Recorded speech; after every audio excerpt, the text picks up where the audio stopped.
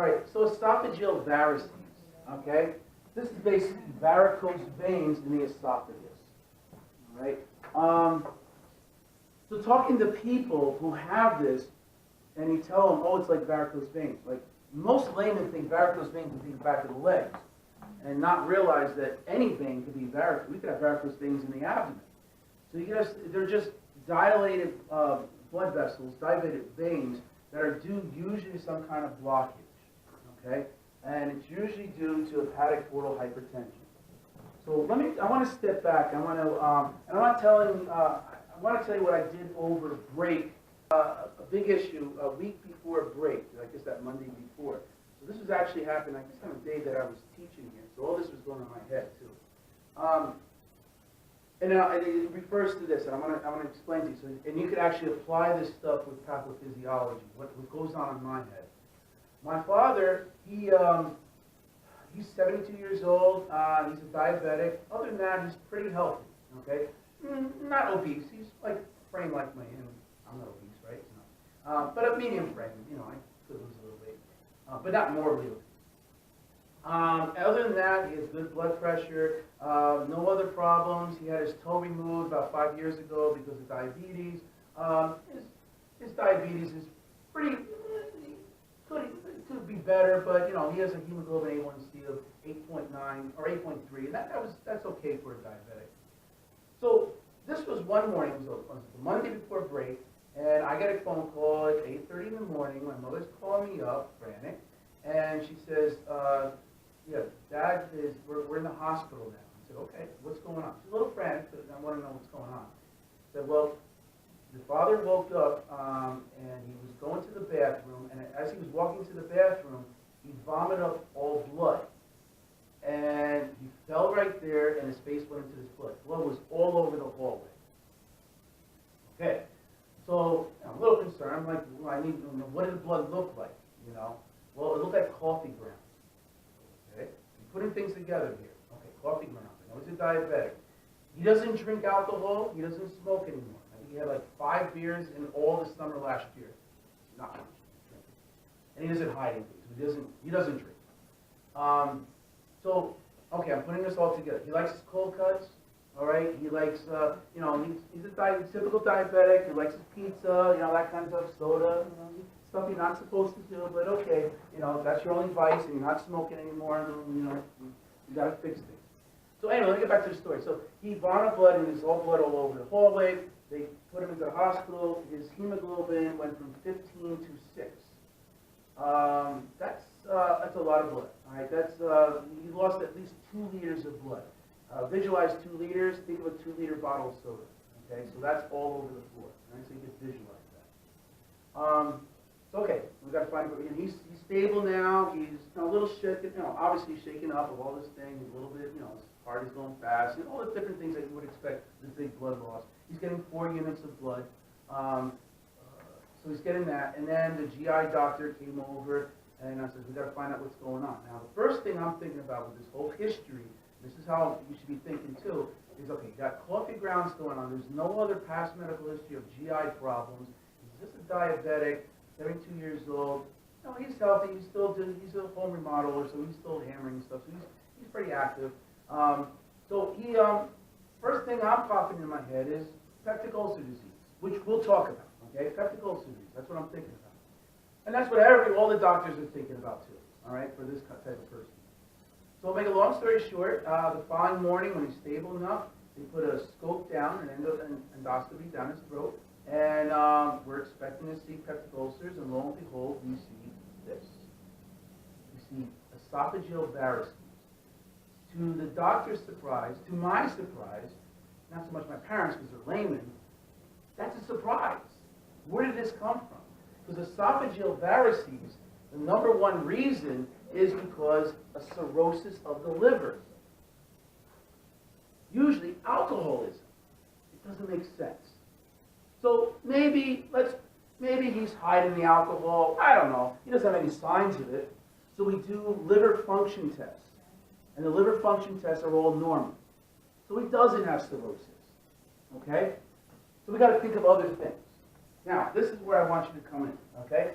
So let me give you a little bit of anatomy here and then show you how you put this stuff together. Okay? We have here the liver. Okay? Then we're going to have a blood vessel, a vein that's going to go to the liver. It's called the hepatic portal vein. Hopefully you learned about that. Okay? The hepatic portal vein. And then there's going to be smaller veins that come out of the liver. These are called the hepatic veins. All right? This is the hepatic portal vein. The hepatic veins will go into a massive big vein that you can't miss and you all love. They'll go to the heart. And that's the inferior vena cava. Okay, you following so far? Okay? Now, the hepatic portal vein. All your blood, all your intestines, and large intestines, small intestines, spleen, they're going to all funnel everything into the hepatic portal vein so that all the foods that you're eating have to get detoxified and go into the liver to get detoxified. Okay? We won't go into that, but that's what's going on there. Now, we have the esophagus up here. Okay? And we have veins that would come from the esophagus. Esophageal veins. Okay? We're okay with that so far? You understand this? This is just the regular anatomy, so you can just visualize what's going on here. Blood flow normally will go this way to the liver. Okay? Even from the esophagus, it's going to go this way to the liver. Okay? It goes through the liver like a tunnel that you're driving through, and then it's going to go through the hepatic veins to the inferior vena cava to the heart. All right? Are you visualizing the map? Okay, that's normal anatomy. Now, to explain things about where things go wrong, this is where pathophysiology comes in. We got to figure out why these got engorged. Because if these get engorged so much that they're going to rupture and blood is going to go out that way. Wow. Okay?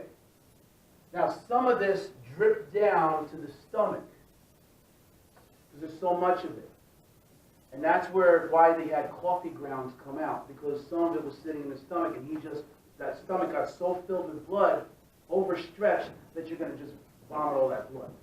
And it was all coffee grounds. So that's why there's coffee grounds in there, even though it's coming from the esophagus. Which, by the way, the endoscopy was done, and that's what they saw was these esophageal varices, these varicose veins. They looked in the stomach, and it's completely normal. Okay? Even the duodenum, completely normal, so no ulcers there. Now, this is where you come in. There's 3 ways that this could get enlarged, dilated, varicose veins. It can either be caused from the liver itself, so we say that's hepatic. It could be pre-hepatic, things going before the liver, or it could be post-hepatic.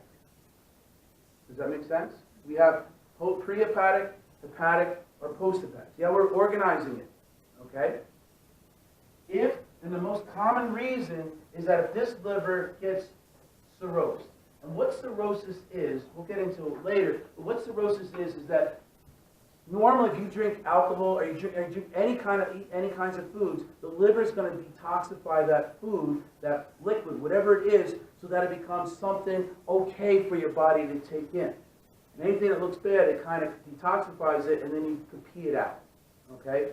If it gets too bad, what happens is if you drink too much alcohol, is that this liver gets overwhelmed with all the detoxification it has to do, and it can't clean it all up. So that alcohol goes throughout your whole body, they become drunk, that kind of stuff. But this gets so severely overwhelmed, and then it starts developing, it gets enlarged, turns into a fatty liver, and then it just doesn't function anymore, so it starts dying down and becomes a scarred tissue of mass. That's what cirrhosis is. So cirrhosis, it kind of becomes one small scarred liver, and you can't do anything about it. Does that make sense? Okay? That's what cirrhosis is. So what's going on here? And think of this as like cars going through it. And the way I'm explaining this to you is the way I explained it to my daughter at 14 years old. I'm not saying you guys are 14. I'm just saying when you teach something to like this to another person who doesn't know anything about medicine, teach it as though they're in 7th grade. Believe me, there's people out there that only have a 7th grade mentality. Not you, but you've got to be able to, can you take this big medical thing and get it so that people could understand it, right? I mean, she was curious, why is Grandpa vomiting up blood? So I'm trying to explain to her about that. And she's pretty brilliant. She could put this together. So but look, and you guys could do this too. So if this is, let's say, cars, okay, this is a road, and here's a tunnel, and there's another road over here after the tunnel.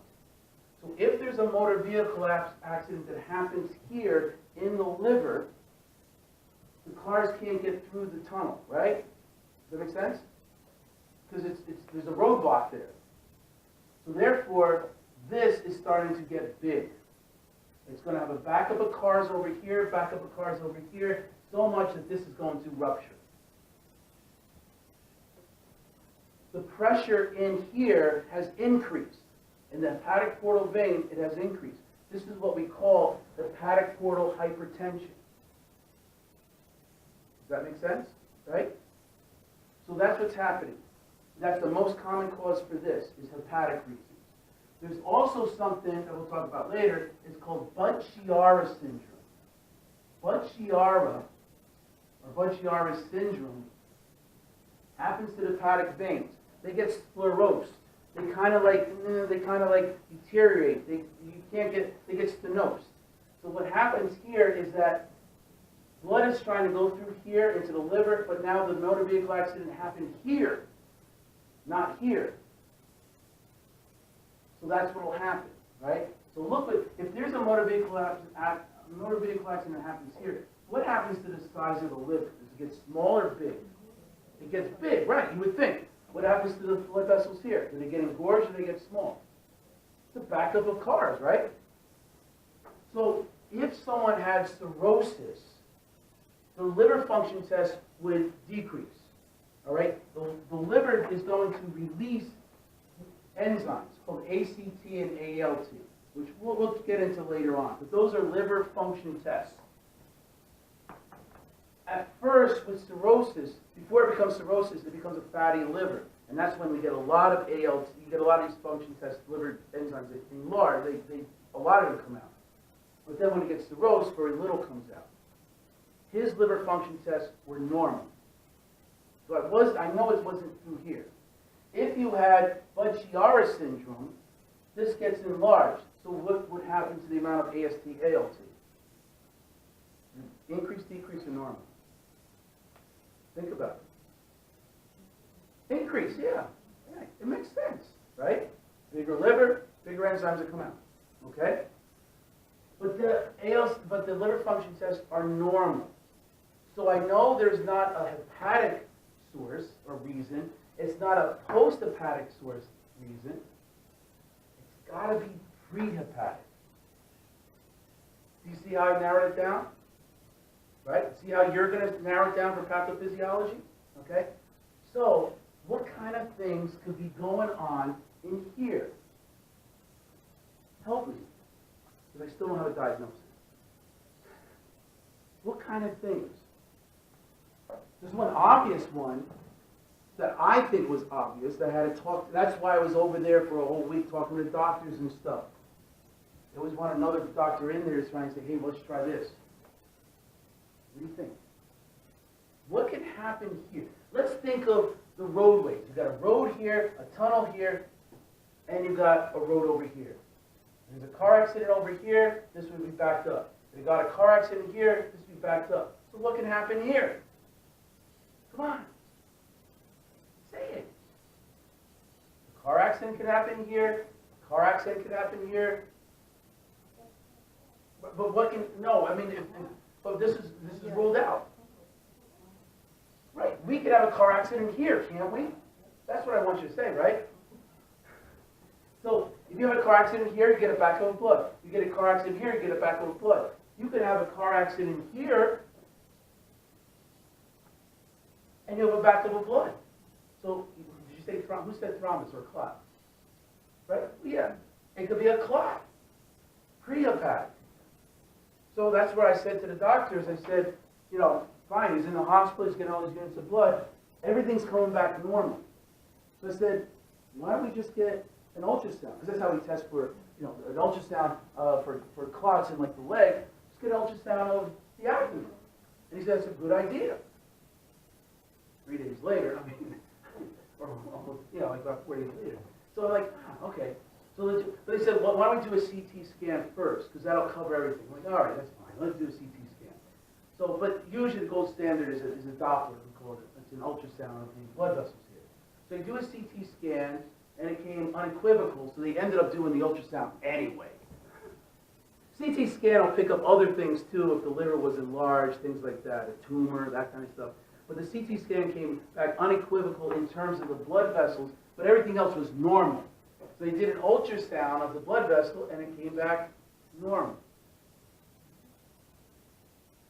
So, talking to my parents, the doctor and I are talking to my parents, and I said, well, you know, he was saying that, you know, the ultrasound came back normal, the CT scan came back normal, the LFTs are coming back normal, and to a layman, that's nice. I'm like, no, that's not nice because he's a walking time bomb. We don't have an answer to this, and he could have another one, and it'll come up at it. He was asymptomatic prior to this. I'm thinking in my head, I know it sounds bad, but I'm thinking to my head, let it be cancer. At least we have an answer, and we could go right to it and remove him, whatever we have to do. But right now, he's a walking time bomb. You see what I mean? I want an answer. I don't want cancer. I just want an answer. Because when you wake up to something where he's a pool of blood and he's putting him face down, and you don't want, what if my mother's like shopping or go to church or whatever, he comes back and that's the way she finds him. So we want an answer, right? So that's how this is coming together over here. Right now, he's fine. This is about 2 weeks later. He's walking around. He's fine. I guess his hemoglobin, they just went for another test. His hemoglobin is probably, my guess now, about 10. All right, it's going to take a couple months to get it back to normal. A little tired. No blood was, you know, still low. But we don't have an answer yet. Yeah, we don't have an answer. So what they're thinking now, okay, we'll talk about this too. What we're thinking now is, well, not me, but the GI doctor is thinking of something called NASH. NASH is non-alcoholic steatohepatitis, which, by the way, his hepatitis culture, or the hepatitis panel, all the viruses, are all negative. Then we were also looking at weird stuff. Other reasons why you get portal hypertension that you don't usually see. So that's where they were asking questions. So have you been to Egypt lately? Because there's a parasite over there, schistosomatosis, that, you know, it's a parasite that goes in the snails of the rivers of Egypt and in South America, that if you're in there and you drink the water, you get the... No, last time I think he was out of the country, was probably seeing me in medical school. I mean, and that was, you know, 20 years ago. No. So we're looking for weird things, odd things. Zebras is what we call it, okay? Horses, we see is a lot common. Zebras are like those odd things. When you start, you know, the common things, we're looking for cirrhosis, we're looking for thrombosis, we're looking for Budd-Chiari. Those are the common things. Now we're starting to look at zebras. So what they're thinking about now is NASH, which is non-alcoholic steatohepatitis. This is fatty liver that's due not to alcohol. You would still have lab changes. Exactly. And that's one of the reasons why I don't agree with it. So the only way, the GI doctor, right, the only way you can actually do this test to see if this person has this is take a biopsy of this. So my idea with them is like, well, wait, what are we waiting for? Just do the friggin' biopsy. Why are we, you know, they have good insurance. They have Blue Cross Blue Shield, but still, they have to follow everything. Oh, we got to do this imaging test first, and that. I'm like, oh my God. You know, if they're thinking that, which I don't agree with, but I'm not a GI specialist. They see all this. Okay? The only thing that makes sense is that it happens with, he's not morbidly obese, but diabetics also. But other than that, it doesn't make sense. So all you got to do is a biopsy of this. If it comes back as NASH, how to fix that is a liver transplant. So we got to deal with that. But if it comes back normal, we're back to square one. So my other thing, and they got a chest x-ray and that's normal. My other thought of this is it something up here that's pressing against this esophageal vein? But it's got to be something massive to be vomiting up 2 liters of blood. So they did a chest x-ray. That's not the best test, but if something's massive, you would see it with a chest x-ray. So my next test, if you're going to do imaging, and maybe they'll do that next day or two, I don't know, next week or something, is do a CT scan of his chest. I still think it's going to come back normal. So it's kind of a crazy thing. And I'm telling you this story, again, not to sympathize, but I'm just telling this story because this is a typical thing. Once you become a nurse, you're going to be doing this kind of stuff with mom and dad in the same situation. They're all, or your cousin, or your nephew, or your grandfather. They're going to run to you first and say, what do you know about NASH? What do you know about me? You know, your father just got diagnosed with esophageal varices. What do you know about that? So it's, when I say patient education, it's not just in the hospital. Once you become a nurse, you got more responsibility than just at work. You have it at home too. So, and you don't want to say, I don't know. You know, you want to give them some kind of information, not for just them, but also what to bring them to their doctor and say, can you tell me about this too? All right? You know, they'll be talking about the family unions and stuff like that. Really, what's going on? And then you got to explain it to them as though they're 7th graders. All right? Does that make sense? I mean, I'll keep you posted what's going on with it. Yeah, now you have to. Yeah, because I don't know what's going on. I have no idea. But you see how you break it down into pre-hepatic, hepatic, and post-hepatic. So when I start talking about liver diseases, I want you to still do that mechanism, that organization. Break it up like that. And when we get into the kidney, I want you to do the same thing too. Is it pre-renal? Is it renal? Is it post-renal? Or why their kidney's failing? You should come up with it. Break it up like that. All right? Any questions on that? I did this with the other class too, so we were on. You know, I know where I'm going to end up in stuff. But I wanted you to know how to do that stuff. That's you know, and you should have an interest in that. Not because of my father, but you should have an interest because this is all pathophysiology in the real world. How you can use this stuff. Okay? Questions about, well, I don't know about this, but I'm just saying questions about how I'm organizing stuff. All right? It's funny when you hear like people having liver transplants, people think automatically they're heavy drinkers. No, but there's other reasons too. Yeah, there's a lot of cysts in there. Yeah, there's a lot of things. Yeah, that is a major culprit, is the alcohol. Right, but my father does not drink. He does not drink. I mean, it's, yeah. So, all right. They have to be sober for 6 months before they can. Yeah. Yeah, there's a whole. Yeah, what's nice about a liver transplant is all you need to put is, it regenerates really fast. You only need half of the liver and it'll grow back the whole thing. So it's pretty resilient with that. But again, at 72 years old, you know, dealing with my father and, you know, and doing surgery, I mean, that's, you know, you got to start thinking that way too. And for me, it's kind of difficult because I see it as a doctor, and sometimes I think of too much of a doctor, and I forget how to be a son. And I hope that doesn't happen with you guys. And I try not to do it, but sometimes you just know so much, and you want to talk to the doctors and say, you know, why don't we try, you know too much. There's too much information that you have that you want to discuss with the doctor. And a lot of times your family member, whether it's mom or dad or sister, brother, they'll ask you, can you come to the hospital with us? Not as, I mean, as support as just an advocate for dad and mom, but also so you can translate in there. But it's fun to, so there's a lot of responsibility going in there, but it's fun to a point too. Yeah. You never know when you're going to use this stuff. Okay? So any questions on that? Okay. All right, so anyway, so esophageal varices, right? So varicose veins in here. Like I said, most common cause is cirrhosis of the liver, but there's other reasons, obviously, okay? Hepatitis, thrombus in the hepatic portal vein, okay?